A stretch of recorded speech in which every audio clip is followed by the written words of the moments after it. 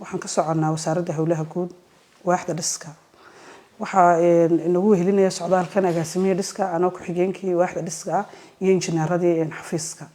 ujeedada socodkeyguna waxa weeyaan wuxuu daaran yahay waxa jiray sida maqasheen ba habraacyo laga hirgeliyay ee hirgelisay wasaaradda hawlaha guud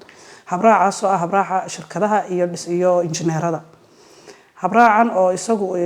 khuseeya in dib habeyn lagu sameeyo shirkadii dalka jira oo kale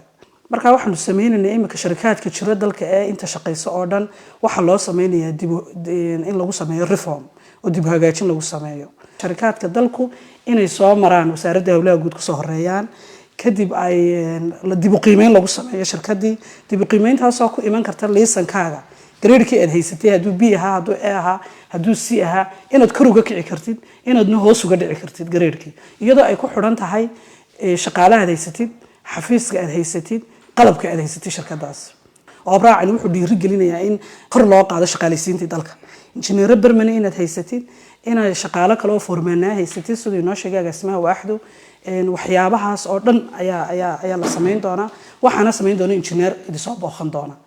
inta marka la sameeyo shirkad kasta oo dalka aad jirta la sameeyo kadib ayaa la qiimeyn doonaa gradeekaagi markii wasaaraddu qiimeysay gradeekaagi guddi baa jirta waxa inoo jooga agaasimihii guud wasiirkii qiimeyntaasi marka ay ku dhacdo shirkadda kadib ayay shirkaddu cashuurtii bixinaysaa gradeekii la siiyay marka ku bixinaysaa intaas weeyaan horta inaha wacyigelinta aanu maanta wadnaa ee shirkadka 10 shirkadood oo idinku ka mid tihiin aanu maanta u booqanay intii aad nooga baahantihiin horta diyaar baan idin leenahay waxa kale oo idinku soo dhaweynaynaa xafiiska in wixii habraac loo diyaariyay wasaaraddu ay u diyaarisay shirkadaha lagu maamulayo haday tahay injineerada haday tahay qalabka xafiisyada kale gobolada aan ku leenahay iyaga laftooda in la booqdo la soo kormeero intaba diyaar baan idin leenahay